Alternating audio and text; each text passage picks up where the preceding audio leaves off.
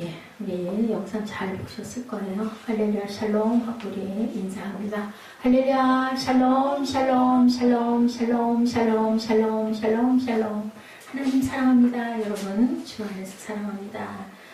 오늘 본문이죠. 사도 바울 일행이 선교 여행을 모두 마치고 예루살렘으로 가는 여정 중에 밀레도라는 항구 도시에 이르러서 에베소에 있는 장로들을 청하여서 서로 인사하고 이별하는 장면이 본문에 나타나 있죠.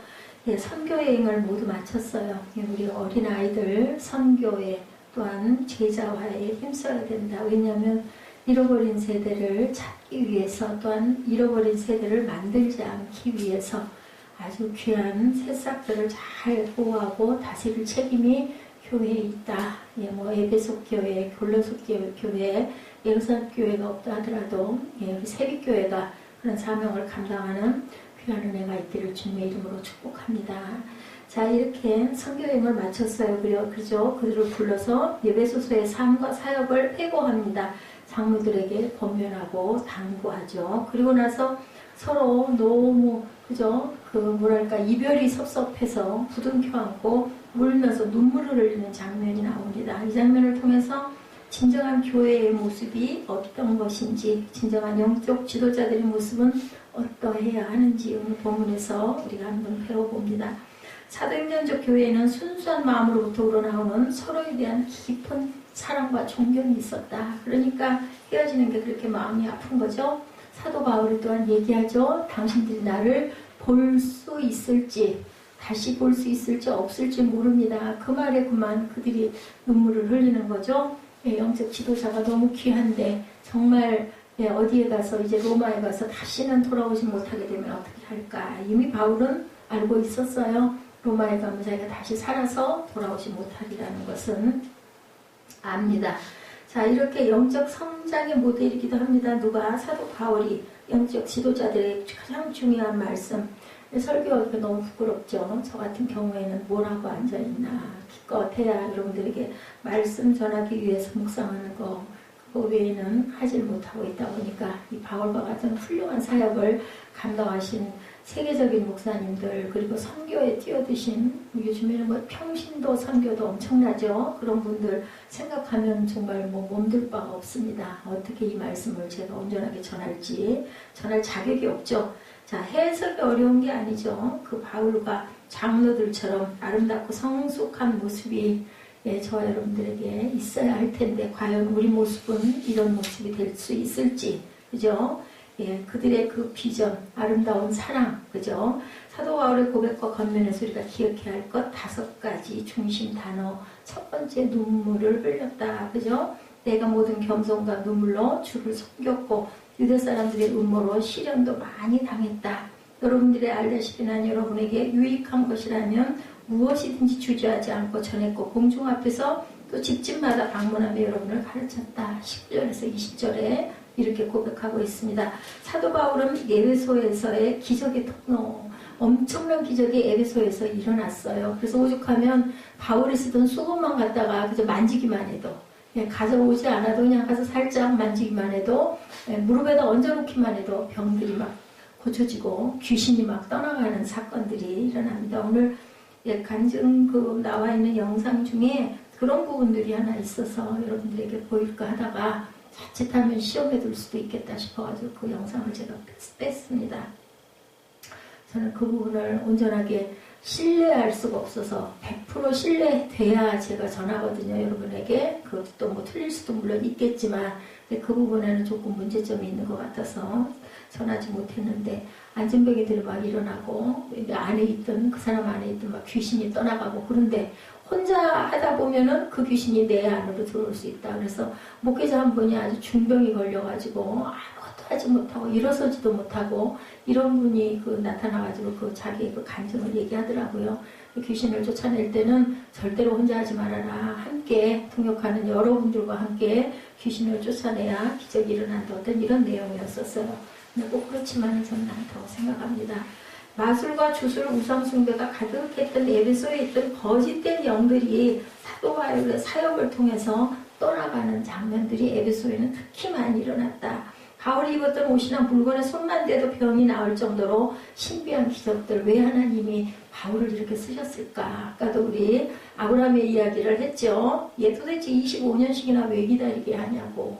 그죠? 롯과 아브라함의 사건, 그리고 그 롯의 아내가 뒤를 돌아다보는 것, 우리 꿈동이들이 대답을 하더라고요. 그 세상의 것들이 미련이 있어서. 그렇다면 여러분들은 절대로 뒤돌아지 말고 앞만 보고 달려가라. 뒤에는 뭐 불야성이에요. 소돔과 고모라 성이 불타고 있죠. 여러분 같으면 산 정상쯤 올라가서 뒤를 한 번쯤 안 돌아보겠는가. 꼭 세상 깨끗게 욕심이 나고 탐나서가 아니라, 아유, 그죠. 내가 살던 집, 내가 가지고 있던 모든 것들이 저렇게 불에 타네. 아쉬움도 있고, 그 연민이 있어서 돌아볼 것 같아요. 저 같으면 당장에 돌아보고 그 자리에서 소금 기둥이 됐을 것 같은데, 그런 믿음을 네가 가졌느냐라고 저와 여러분에게 질문한다면 하나님께서 지금 성령께서 과연 뭐라고 대답할 수 있을까? 항상 그 입장에 대해서 한번 생각을 해봐야 된다. 자, 이렇게 바울이 입었던 옷이나 물건의 손만 대도 병이 떠나가게 하는 것은 하나님께서 살아계심을, 내가 여기 있노라, 너희가 할 수 있는 게 아니라 이 부분의 것은 내가 가졌어 라는 것을 알려주시는 거예요. 그 일은, 주권은 누구에게 있다? 하나님께만 있다. 절대로 불평불만하지 마라. 도대체 왜 25년씩이나 기다리게 하셨나? 그것도 불평할 일이 아니죠. 시와 때는 누구에게? 하나님의 소관이기 때문에. 주는 사람에게 왜 안 좋아하고 시비 걸 수는 없는 거죠. 믿음과 순종으로 바라보고 기도하고 오래 참을 때 하나님께서는 귀한 열매를, 약속은 분명히 지키시니까. 근데 우리가 정말 궁금한 건 그때가 언제인지를 모른다는 거죠. 꿈동이도 둘이 다 대답을 정확하게 했어요. 믿음으로, 그리고 오래 참음으로 대답이 그랬습니다. 이 기적들은 사도 바울을 높이려고 나타난 게 절대 아니죠. 그것도 어떤 개인을 통해서 어떤 일이 일어날 때는 그 사람이 당장에 뭐가 돼요? 신이 돼요. 우상이 돼요. 그러다 보면 교주가 돼요. 그래서 사실은 그런 부분을 받아가지고 이렇게 막 병자를 고치고 하는 게 참 나도 그 능력이 좀 있었으면 하지만 잘못하다가는 어디로 들어가요? 지옥 동에 떨어질 수도 있어요. 사람이 교만이 그 안에 들어있고 죄성이 있기 때문에. 그러니 그럴 만한 그릇에게 하나님이 주시는 것 같습니다. 근데 그 그릇들도 무너지는 일이 너무나 많다인 거죠. 놀라운 기적이 많이 나타났지만 바울은 에베소에서의 사역을 회고하면서 내가 얼마나 놀라운 기적을 너에게 행했는지 다 알 것이다. 이렇게 말하지 않았다. 왜냐하면 하나님이 나를 전적으로 도움으로 쓰셨기 때문에 겸손하게 눈물로 주님을 섬겼다라고 오늘 본문에서 고백합니다. 바울은 자신이 놀랍게 쓰임받은 것보다는 겸손과 눈물로 주님을 섬겼다는 것을 기억해 주기를 원했다. 누가요? 저와 여러분들이 2000년 후에 읽을, 아니면 또 5000년 후에 읽을 모든 사람들에게 성경은 절대로 변함이 없죠. 가감이 없어야 되죠. 그렇기 때문에 우리가 지금 성경을 읽고 있고 우리 아이들이 성경을 읽고 있지만 한 5대선 정도 내려간 그 이후에도 지구가 멸망이 되지 않는다면 크리스찬들은 똑같은 문장을 똑같이 읽고 똑같은 감동을 여러 가지로 느끼지 않을까 싶습니다. 바울의 눈물은 영적인 성실, 진실, 살아있는 양심의 증거이죠. 그는 눈물의 사람으로 기억되기를 원했다. 왜 눈물을 흘릴까요? 감사해서 흘리고 부족해서 흘리고, 그죠? 하나님의 살아계심을 보고 체험하고 느낌에 대한 어떤 것으로, 또한 내 부분의 회개로 눈물을 흘리겠죠. 아까 그죠? 에스라서에서 나타나죠. 오늘은 주의 날이니 너희들 울지 마라. 나를 믿어라. 그리고 나를 의지해라. 내가 너희에게 맛있는 먹을 것들을 주리니 기뻐하고 할렐루야로 아멘으로 하라 화답하고 찬양하고 가지고 오지 못한 자들을 위하여 함께 나누고 같이 밥을 먹고 식사를 해라 라는 부분이 우리 느헤미야서의 8장에 나타나 있는 내용이었습니다. 그렇기 때문에 우리가 점심을 먹는 이유는 교회에서 물론 다음에 진행해야 할 프로그램이 있기 때문이기도 하지만 우리가 예배드리고 나서 성찬을 하는 그런 내용처럼 식사를 해야 된다. 뭐 소찬이어도 한 가지를 놓고도 우리가 간단하게 먹더라도 하나님의 은혜를 감사할 줄 아는 마음을 가지고 교회에서 떡을 떼고 그리고 같이 음식을 나누면서 서로의 아픔과 또한 어려움과 일상의 힘든 부분들을 나누고 서로 격려하고 위로하고 이런 시간을 예수님이 가지라고 같이 마지막 최후의 만찬을 하시고 뭐 해주셨어요? 성찬을 알려주시고 가셨죠? 이게 바로 교회에서 식사하는 진정한 뜻이다. 함께 나눠야 된다. 뭐 매일 나누면 좋겠지만 못하니까 주일날 한 번이라도 함께 식사를 하죠. 그래서 보니까 그분이 나의 눈물을 주의 병에 담으소서라는 책을 쓴 분이 계세요. 이분은 100세가 넘어서도 계속 설교를 하신 우리나라의 방지일 목사님입니다. 100세가 돼가지고 설교를 할 수 있으니 얼마나 은혜일까요? 갈렙이 내가 지금 85세인데 45년 전보다 나는 그때보다도 건강이 못하지 않습니다.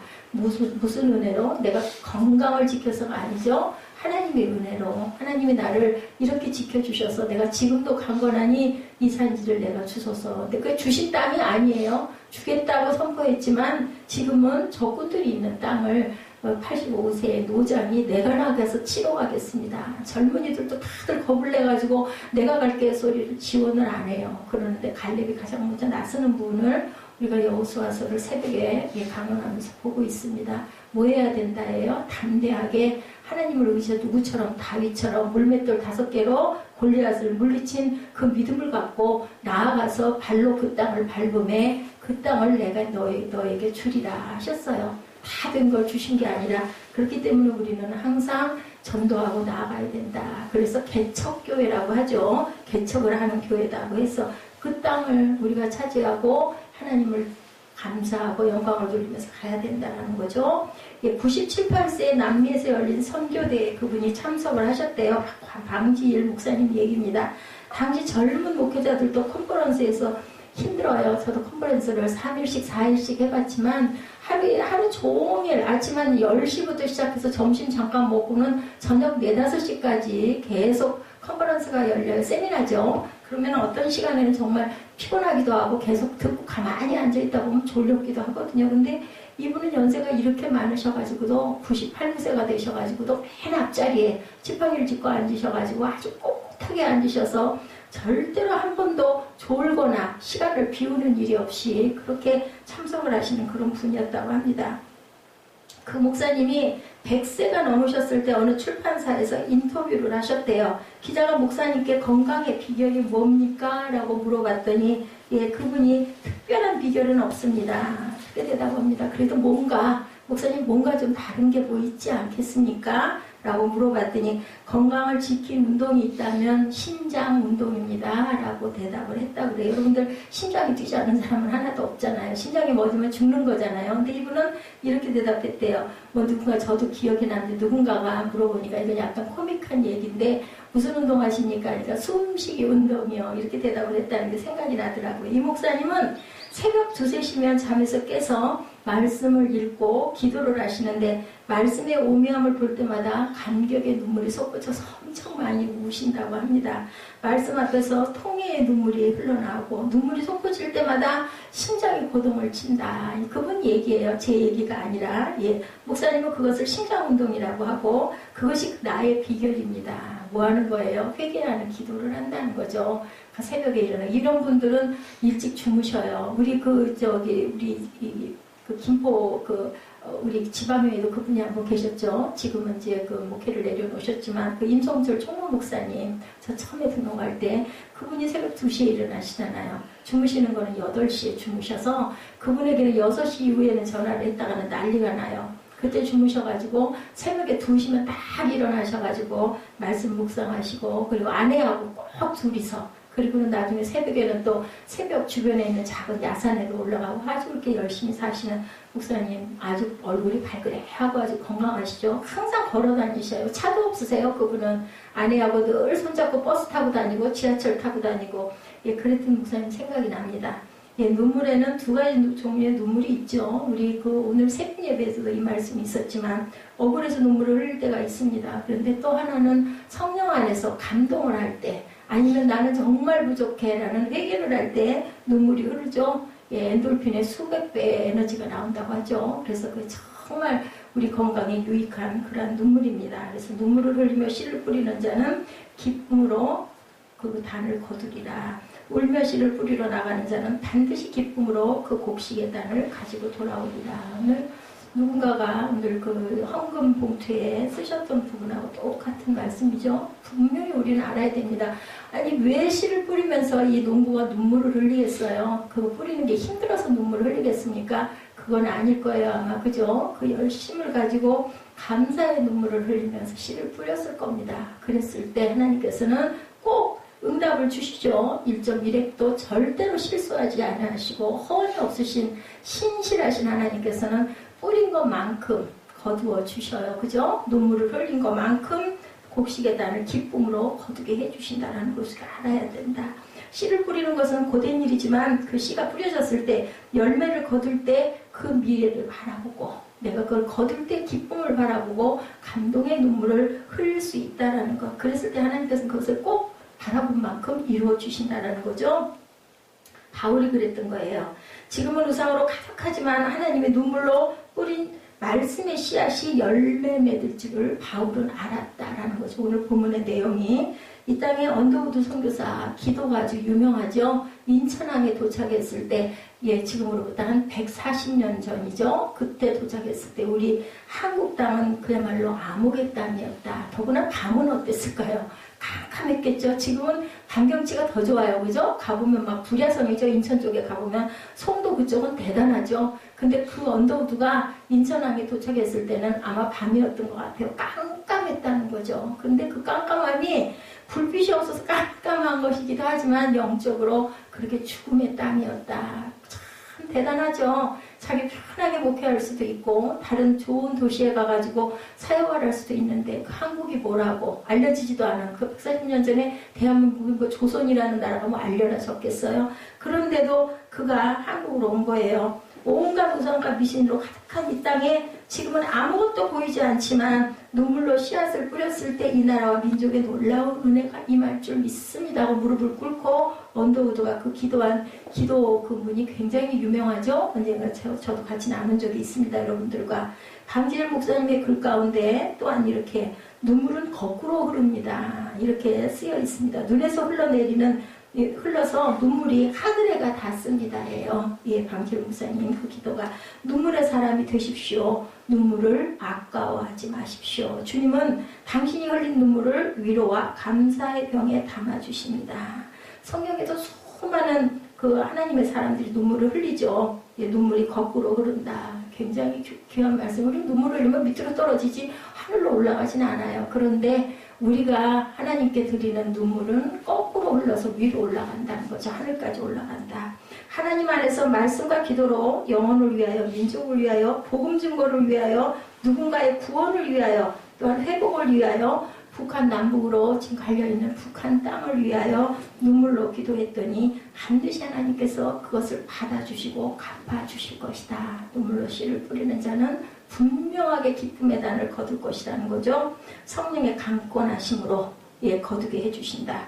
자, 그리고 22절이죠. 지금 나는 성령의 강권하신 가운데 예루살렘에 가려고 합니다. 그곳에서 내가 무슨 일을 당할지는 알 수 없다라고 나타나 있어요. 바울이 예루살렘에 가는 이유를 성령의 강권하십니다. 내 마음이 아니라는 거죠. 대개가 목회를 시작하시는 목사님들은 다 그래요. 똑같은 얘기를 해요. 내가 아니라 하나님께서 내가 교회를 개척하게 하셨다. 이곳으로 오게 하셨다라고 말씀들을 거의 다 합니다.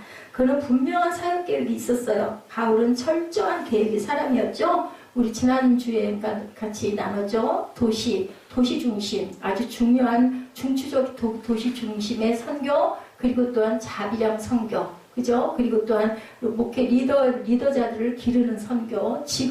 지금 굉장히 연구를 많이 하는 그 부분이 이미 2000년 전에 바울이, 그리고 또 그전에는 누가? 예수님이 실천하신 그러한 선교였죠.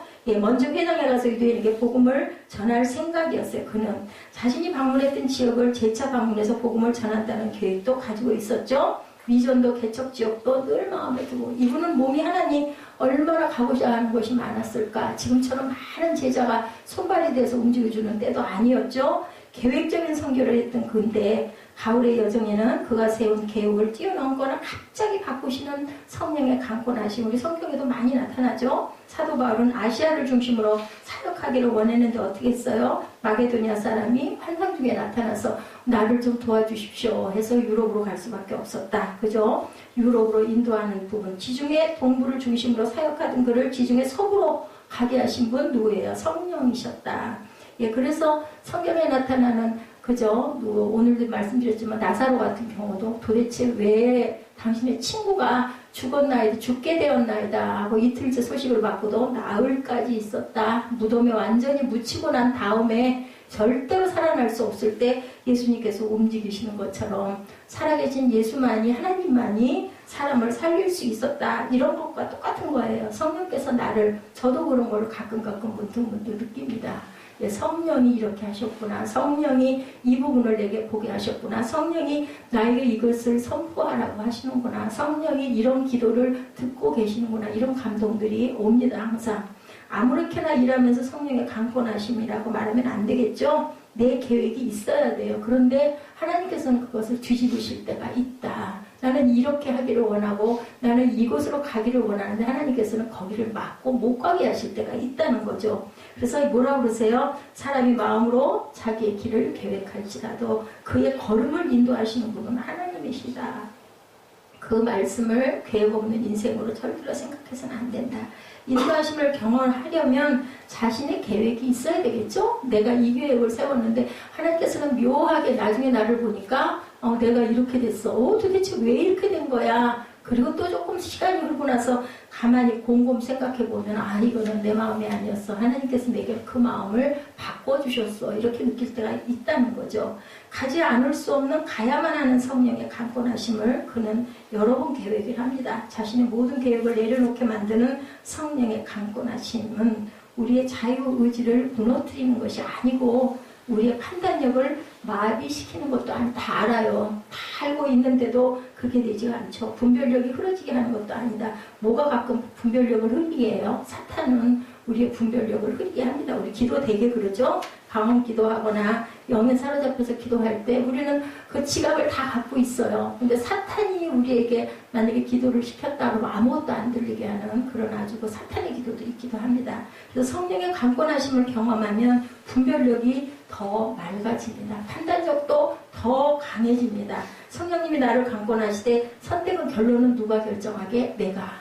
딱 보면 성경의 모든 역사들은 결정은 본인이 하게 하세요. 누구를 통해서 일하세요? 사람을 통해서 일하세요. 사람이 도구가 되는데 결정하는 건 갈 거냐 말 거냐, 할 거냐 안 할 거냐, 이 결정은 본인이 하게 한다. 근데 성령께서 내 안에 많이 내주하시는 분은 하나님의 길로 가게끔 그죠? 감동을 주시죠. 인도를 하시죠. 그래도 안 들을 수가 있어요. 왜? 내 세상에, 내 현실에, 내 상황은 절대로 그렇게 해가지고 내가 갈 수가 없기 때문에 알죠. 우리 의지가 생각을 하죠. 도대체 이거는 인간적으로는 될 수가 없는 일이기 때문에 안 하고자 원합니다. 근데 자꾸 마음속 성령을 하라고 하시는 거죠. 이럴 때 그것을 감당을 하고 안 하고는 본인의 무슨 무게예요? 몫이에요? 믿음의 분량이죠. 그 결정은 본인이 하는 거예요. 그렇다고 해서 안 한다고 당장에 벌을 받아서 죽거나 그렇지는 않습니다.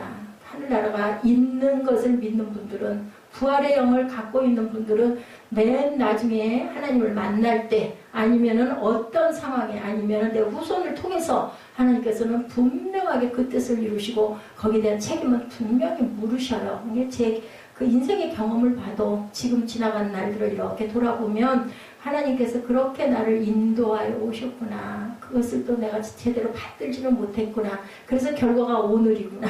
이런 부분을 알게 하십니다. 항상 그 결정은 바울이 하죠. 저희들이 합니다. 스스로가. 자신은 원하지 않았는데 어쩔 수 없이 간 것이 아니에요. 나도 모르게 여기 와 있다가 아니라 성경의 강권하심으로, 성령의 강권하심으로 행동하지만 결정과 선택은 내가 한 거다. 결국은 책임은 누가 져야 돼요? 하나님이 지셔요. 그랬을 때, 내가 했을 때. 이것이 바로 믿음입니다. 될 수 있는 걸 하는 건 믿음 무슨 소용이 없죠. 상관없죠.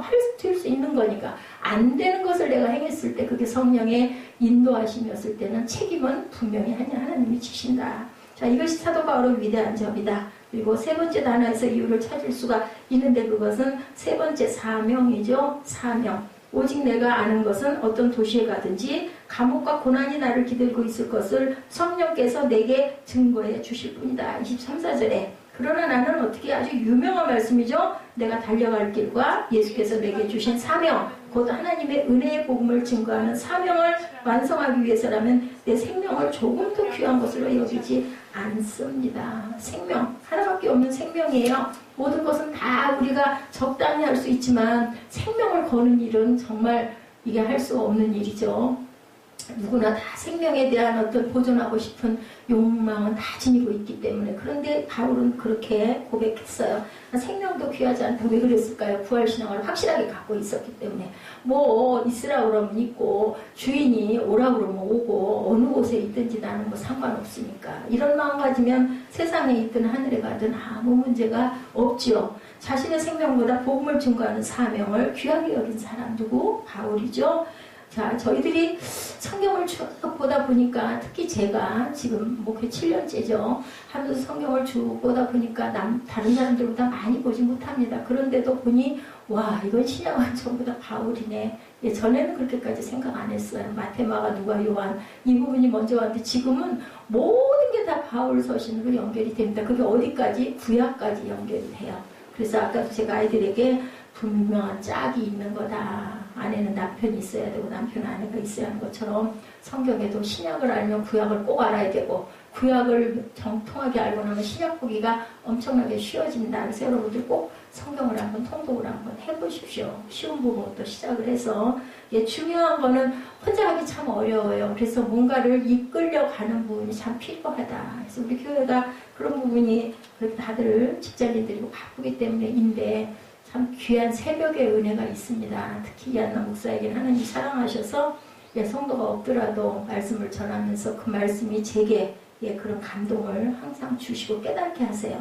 절대로 공짜는 없어요. 내가 그만큼 심고 노력하는 만큼 하나님은 그만큼이 아니라 우리가 생각할 수 없는 부분에 하나님의 은혜가 분명히 저와 여러분에게 있다는 것. 혹여 못 나오시는 분들은 제 그 설교를 그 새벽은 새벽 다 올라가 있으니까 한번 좀 두들겨 보심도 좋으실 것 같습니다. 어떻게 살 것인지를 알지 못하는 것은 무엇을 위해 죽을지를 알지 못하기 때문입니다. 내가 어떻게 살 것인가? 그럼 나는 뭘 위해서 살다가 어디로 가나? 내 목적은 뭔가? 그것을 이룸도 아니면 이루지 못함도 모두 다 누구? 하나님께서 하시는 것이라는 것을 우리가 알아야 된다. 그 몫은 우리가 억지로 해서 되는 건 없어요. 누가 그래요? 예, 바울과, 그죠? 아볼로가 물 주고, 그죠? 심었는데 결국은 기르시게 하는 분은 하나님이시라고 합니다. 하나님이 하시는 거예요. 예, 왜 살아야 하는지를 모른다면 무엇을 위해서 죽어야 되는지도 결국은 모르게 된다. 여기 말하는 생명은 육신의 생명을 얘기합니다. 언젠가 이 세상에서 끝날 생명, 육신의 생명은 절대로 영원하지 않죠. 어떤 사람이나 부유한 자나 권력이 있는 자나 뭐 지식이 있는 자나 학문이 높은 자나 누구도 한 번도 피해갈 수 없는 게 바로 죽음이죠. 생명은 끝날 생명. 그래서 헬라어에서는 육신의 생명과 영적 생명을 구분해서 항상 설명하고 있어요. 그래서 헬라어에서 이 구분하는 영원한 생명을 수많은 사람들이 받을 수 있는 길이라면 육신의 생명을 다해서 영원한 생명을 증거하는 일, 그것이 너무너무 귀한 일이다. 우리 생명이 있어야 돼요. 그래야 하나님의 영적인 은혜를 우리가 알 수 있기 때문에 그걸 알고 가야 되지 않겠어요. 그래서 세상에서의 건강도 참 중요합니다. 이것이 바로 사명이다. 전도하면 나와가지고 우리 띠 들고 우리 교회 오세요, 예수 믿으세요, 이것만이 전도가 아닌 거 여러분들 아시죠? 이 귀한 사명을 위해서 살라고 우리를 세상에다 하나님께서 낳아주셨고 살게 해주셨다. 그래서 예수의 피값으로 산 교회는 네 번째 교회로 나타나죠. 어떻게 표현돼요? 양떼라고 본문에 표현되어 있습니다. 성령께서 여러분을 감독자로 세우셔서 하나님께서 자기 피로 사신 교회를 돌보게 하셨다. 내가 떠나고 나면 흉악한 이리떼 같은 거짓 선생들이 여러분 안에 들어와 양떼를 해치려 할 것을 내가 안다. 여러분 가운데 사람들이 들고 일어나 제자들을 빼내 자기들을 따르게 하려고 진리를 왜곡할 거다. 그렇기 때문에 나는 뭐 해야 된다? 똑바로 정신을 차려라. 28절에서 32절에 나타나고 있습니다. 이제 내가 여러분을 하나님과 그분의 은혜의 말씀에 맡긴다. 말씀에 맡길 수밖에 없어요. 뭐 옆에 붙들고 매일같이 그래 봐야 생각이 딴 데가 있으면 소용이 없죠. 중요한 거는 말씀이 여러분을 사로잡아야 된다. 아까 방지일 목사님 아침에 일어나서 성경 묵상하다 보니 그 은혜가 너무 감사해서 눈물이 나는 것처럼 성령께서 우리 마음을 주장하셔야 되죠. 말씀 여러분을 든든하게 세워 거룩함을 입은 모든 사람들 가운데 기업을 받게 하실 것이다. 각자의 기업이 다 있어요. 크기가 조금씩 다르죠. 여호수아서 보니까 정말 그 땅 분배 어려웠을 것 같아요. 모두 다 아글아글 쓰고 좋은 땅 차지하려고 하지 않겠어요. 누구나. 그죠? 그리고 순종 안 하면 어떡하겠어요. 그거를 뭐 어떻게 할 거예요. 그런데도 정말 여호수아는 지혜롭게 땅 분배를 잘했구나라는 것을 제가 봅니다. 그래서 하나님의 지혜가 성령이 충만해지면 더구나 오히려 더 저와 여러분을 강권하셔서 지혜롭게 해주신다. 눈을 열어주시는 거죠. 하늘의 지혜를 주십니다. 교회는 하나님의 피로 산 교회라고 그러죠. 하나님의 피로. 피의 값이라고 얘기합니다. 피값이라고 얘기합니다. 바울에게는 예수님의 고귀한 피값으로 산 교회에 대한 사랑이 있어서 감옥에서도 에필 골몬 여러분들 아시죠? 감옥에서 그 서신서를 써가지고 각기 교회들에게 그렇게 막 보냅니다. 얼마나 바울이 갇혔던 감옥이 지금도 있어요. 가보면 성지에 가보면 아주 지하 음습하고 빛도 안 들어오고 아주 어둡고 척척하고 습기가 있고 벌레들 해충들이 있는 지하 무슨 지하 1층 이런 게 아니라 그런 감옥에서 빛도 안 들어오는 데서 어떻게 그렇게 서신을 썼을까? 지금같이 무슨 펜이 있고 볼펜이 있는 시대도 아니었죠.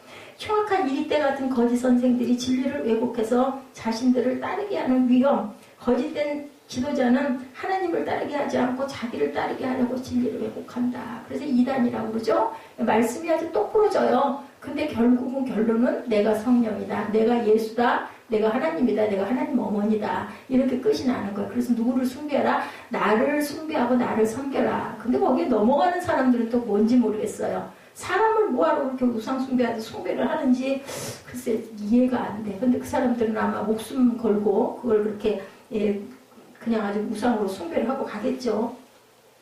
양떼를 절대로 아끼지 않고, 그죠?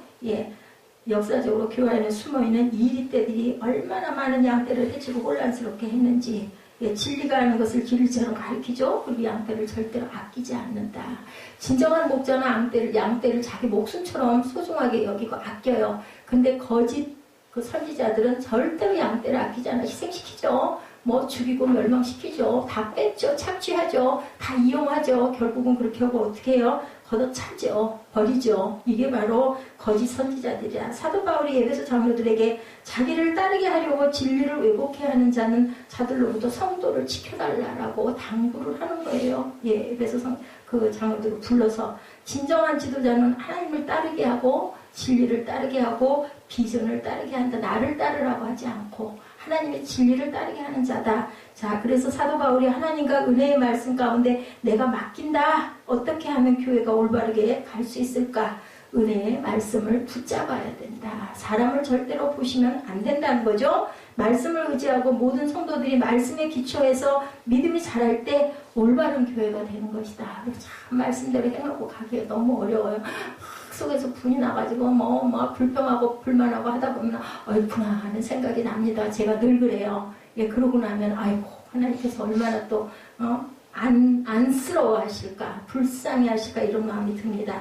자, 건강하지 못한 교회를 보면 사람이 만든 규칙이 하나님의 말씀보다 위에 있는 교회, 그죠? 그래서 절대 말씀을 바꿔서는 안 된다. 사람이 만든 제도와 규칙은 바꿀 수 있어요. 시대에 따라 상황에 따라 문화에 따라 바뀌기도 합니다. 그래야 되죠. 문화적인 것을 절대로 안 따라갈 수가 없습니다. 예외의 그런 형태도 마찬가지. 그래서 영상이 대두가 되고 찬양과 경배가 또 굉장히 조명이나 음향이나 이런 부분들의 것들도 생각을 하죠. 여러분들 모르셔서 그렇지 열린교회나 무슨 열린예배 이런 데 가시면은 무슨 옛날에 뭐예요? 쇼 같은 그런 느낌이 드는 아주 그런 예배를 기가 막히게 하는 데들이 많아요. 조명이 막 어둡고 음향이 기가 막히고 그러다가 목사님이 다 등단할 때는 흰 양복에 흰 구두를 신은 다 번쩍번쩍 빛나는 아주 찬란한 빛 가운데로 탁 나와 등단을 하고 누가 봐도 그 사람은 완전히 신 같은 느낌이 드는 그런 아주 장치가 대단하다고 합니다. 그러니 사람들이 그냥 앉아있는 사람들이 그냥 나도 모르게 그냥 그 속에 빠져들어갈 정도로 그렇게들 하고 예배를 드리는 그런 교회들이 있다고 그래요. 주는 것이 복되다고 하죠. 5번째 주는 것이 복되다. 나는 그 누구의 은이나 금이나 옷을 탐낸 적이 없다. 33절에서 35절에 그렇게 얘기하죠. 여러분도 알다시피 나는 나와 내 일행이 필요한 것은 뭐였어요? 자비란 했잖아요. 장막 입는 일에서 나는 그걸로 썼다. 절대로 당신들이 나를 먹여 살린 것이 없고 나에게 준 것이 없다. 떳떳하죠. 이처럼 내가 모든 일에 모범을 보였으니 여러분도 약한 사람들을 돕고 주는 것이 받는 것보다 복이 있다라고 하신 주 예수의 말씀을 기억해야 한다. 그래서 주는 교회 생각이 납니다. 오죽하면 교회 이름을 주는 교회라고 지었겠어요? 저는 처음에 주는 교회라고 했길래 참 그 교회는 참 좋겠다 했는데 정말 이런 그 예수님의 말씀을 그대로 실천하기 위해서 뭐든지 나누고 말씀도 주고 그죠? 배고프면 밥도 주고 어려운 일이 있으면 기도도 서로 나누어 주고 그리고 서로 섬기는 그런 교회 참 좋은 것 같습니다. 사도 바울은 많은 필요가 있었지만 받기보다는 주는 사역을 하실 분이었다. 손수 걸어서 사역을 했죠. 혹시 처음 믿는 사람들에게 믿음의 장애물이 될까봐 주는 자가 되기를 늘 원했어요. 그분은 내가 막 받고 이러면 장사한다고 할 거 아니냐 이런 그 말씀이 나와 있죠. 사도행전 그 18구장에 나와 있습니다. 한국교회에 그래서 자비랑 목회 패러다임이 다시 돌아오고 있다고 합니다. 여러분들 모르셔서 그러죠. 대단히 큰 교회들도 보면 장로님들이 한 달이면 막 수천만 원씩 그죠? 그렇게 안 하고는 교회가 돌아갈 수가 없기 때문에 다들 그렇게 헌신들을 해요. 그 대신 장로들에게는 하나님이 뭘 주셔서 물질의 축복을 주셨으니까 장로로 세워져 가지고 그 교회의 모든 재정을 감당하고 그 한 달이 얼마나 빨리 돌아와요. 여러분들 한두 번 하고 끝날 것 같으면 얼마나 좋습니까? 근데 계속 마이너스다 보니까 그걸 그렇게 감당하면서 가는데 대개는 보면 친인척으로 이렇게 그 형성이 돼 있죠. 대외 장로님들이 그렇습니다. 교회가 전적으로 지원해야 되는 경우 교회가 너무 그런데 그런 부분에 의지하다 보면 목회자가 할 말을 못하는 거예요. 그 장로님들의 눈치를 보느라고. 그래서 그런다고 그러잖아요. 저희 교회는 얼마나 자유롭습니까? 시계 보면서 30분 지났는데 5분 오버됐는데 막 그러면은 막 그 시계 들여다보고 목사님 쳐다보고 막 위에서 설교하시는 목사님 그 눈치가 보여가지고 마무리를 제대로 못하는 경우가 많다고 합니다. 그래서 이 바울은 그런 부분에 자유하고 싶었다는 거죠. 약한 사람을 도우면서 사역하려는 바울의 정신을 우리가 본받아야 된다. 잘 살자는 것 자체는 비전이 아니죠. 무엇을 위해 잘 살아야 될까? 이게 무엇을 위해? 하나님의 영광을 위해. 내가 이만큼 벌어가지고 하나님의 영광을 위해 난 이만큼 헌신하니까 난 떳떳해. 나는 나 먹을 거 뺀 나머지는 모두 다 하나님께 먼저 드려. 이런 마음을 가지고 했을 때 하나님께서 그것을 기쁘게 받아주신다. 한동대학 여러분들 아시죠? 그분의 말씀은 배워서 남주자. 참 좋은 말씀이에요. 우리가 그 대학 교육들 다 받으시잖아요. 각각의 전공 부분들 있죠. 배워서 남을 줘야 되겠죠. 옛날에는 뭐라 그래? 배워서 남주냐? 너 배워서 남주냐? 네가 갔지. 근데 그게 아니라 배워서 남줄 줄 알아야 된다. 하나님 주는 자가 되기 위해서 잘 살아가겠습니다라는 기도를 할 줄 알아야 된다. 무엇이든지 심고 주는 것을 기뻐할 줄 아는. 그렇게 되면 하나님께서는 우리에게 영적으로 또 얼마나 축복을 주시고 기쁨을 주시는지 몰라요. 기쁨이 뭐라고요? 아까 우리 샘 예배에서 우리 입술로 고백했죠? 생명이에요, 생명. 그죠? 우리가 입술로 계속 기쁜 얘기를 하고 기쁜 말씀을 나누고 긍정적인 말을 할 때 우리 생명이 살아난다. 그게 엔돌핀보다 더 귀한 은혜가 있다는 거죠. 잘 살기 원한다는 것은 비전이 될 수 없다. 욕망에 사로잡힌다는 것을 저와 여러분들이 알아야 된다. 무엇을 위해 잘 사는 나라가 돼야 되는지. 아까 그 봤죠? 영상에 우리 아이들 그죠? 무엇을 위해서 잘 사는 가정이 되어야 하는지를 알아야 된다. 전 세계에서 가장 많이 주는 나라가 되기 위해서 잘 살아야 된다. 하나님께서 축복하시지 않았으면 우리나라가 이렇게 성장을 했겠어요? 저는 정말 많은 선교사들 그리고 우리 많은 선조들이 그만큼 땀 흘리고 수고하고 눈물 흘리고 그리고 그 일본 치하에서 한국에서 목숨을 다들 버리고 그러면서도 대한 독립 만세를 외쳤기 때문에 오늘날 이렇게 작은 나라가 세계 강국이 되어 있다고 생각해요. 그럼 도대체 왜 이렇게 잘 살게 되고 그럼 우리는 무엇을 해야 될까? 이것을 생각해 봐야 된다. 제가 요즘에 물질적으로 이렇게 좀 뭔가가 이렇게 잘 흘러가지를 못해서 가끔 막히죠. 요새 그런 걸 참 모르고 은혜로 잘 왔는데 그러다 보니까 많은 액수 아니에요. 작은 액수인데 다달이 선교로 나가는 헌금이 있어요. 그 부분에 갈등이 오더라고요. 몇 년 이만큼 했으니까 조금 좀 쉬면 어떨까. 이거 가지면 요거 한 구멍을 막을 수가 있는데 이런 마음이 몇 번 왔었어요. 근데 말이 안 돼요. 하는 게 너무 없죠, 우리 교회가. 그래서 제가 회개를 하고 말았습니다. 자, 성령의 강권하심을 인정하라는 비전, 생명보다 귀한 사명을 위해 헌신하라는 비전을 하나님께서 주시는 거죠. 에베소 교회 장로들에게 이런 비전을 누가 겸손과 눈물로 누가 신고 가요? 바울이 신고 간 거예요. 그들이 이러한 비전을 마음에 새기고 이별할 때 그래서 무릎을 꿇고 목을 끌어안고 그죠? 바울의 목을 끌어안고 울었도다라고 이렇게 눈물을 흘리는 부분이 나옵니다. 그래서 사도 바울의 고백과 권면의 소리가 기억해 할 것 5가지 중심 단어. 첫 번째 눈물이다. 내가 모든 겸손과 눈물로 주를 섬겼고 그리고 위대한 사람들의 모든 시련도 음모도 감당했다라는 것. 19절에서 20절 나온 말씀 잊어버리지 마시기 바랍니다. 눈물로 우리가 기도할 때 눈물로 목을 끌어안고 서로 울 때 뭐가 돼요? 연합해서 하나가 된다. 갈라디아서 2장 20절 말씀이죠. 아까 영상에도 나왔죠. 이제는 내가 사는 것이 아니라 내 안에 계신 그리스도께서 나를 대신해서 사신 것이다.